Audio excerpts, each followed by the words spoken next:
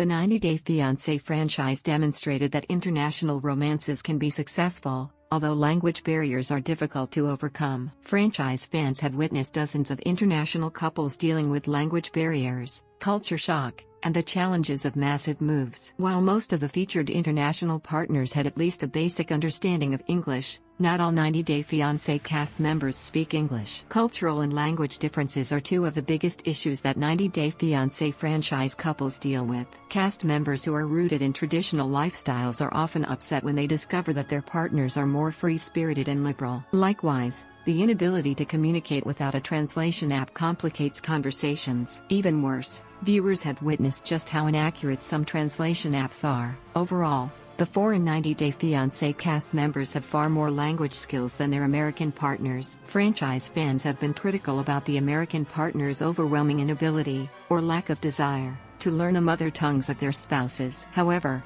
a number of cast members from various countries also had limited English-speaking skills, although the franchise revolves around foreign fiancés or fiancées joining their significant others in the United States. Wealthy American David Murphy was notoriously obsessed with mysterious Ukrainian blonde beauty Lana on 90 Day Fiancé. Before the 90 days. Perhaps it was fortunate that the couple spent the majority of their relationship online before TLC tracked down Lana, because Lana did not speak English. At least that's what viewers thought, since Lana never spoke a word of English while on Before the 90 Days. However, when she appeared on Cameo after the show, viewers later discovered that Lana speaks English quite well. Therefore, it appears that Lana was simply unwilling to communicate in English, rather than unable to speak the language. However, few fans blame her for being wary of obsessive David. South Korean man Ji-hoon Lee might split from American Devon Clegg, but his wildly inaccurate translation app is considered iconic among many franchise fans. Ji-hoon and Devon did not share a common language, which meant that they had to rely on his app for critical communication. Unfortunately,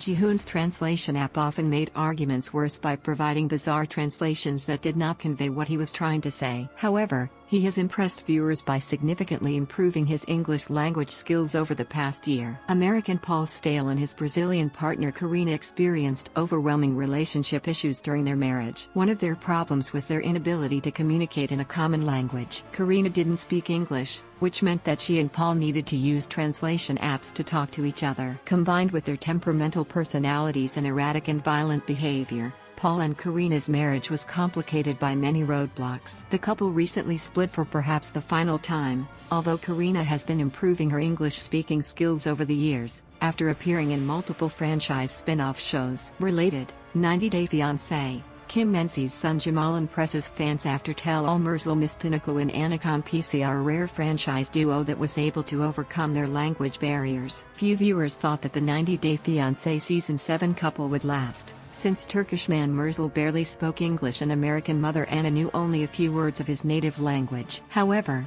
Anna and Merzal overcame the stress of relying on translation apps for communication. The beekeepers run a joint business together, selling local honey and other natural products, while 90DF's Merzal just opened his own custom furniture store in the US. Jimena Morales Queller was one of 3 cast members on Before the 90 Days Season 5 who turned to a translation app for communication. Jimena's fiancé at the time, Mike Burke, was doing his best to learn the Colombian mother's native language, Spanish. However, Mike's Spanish-speaking skills were limited. This led to Jimena and Mike turning to translation apps for communication. Jimena even broke up with Mike via translation app, although an incredulous Mike appeared convinced that the app had mistranslated her words. Jimena has no desire to learn English since she made it clear that she doesn't want to move to the United States. She is very happy living in Colombia with her sons. Monai Hamza also used a translation app during Before the 90 Days Season 5, to speak with his partner, Memphis Sandoval. As a Tunisian man, Hamza speaks Arabic with a blend of French. While Memphis speaks not a word of his mother tongue,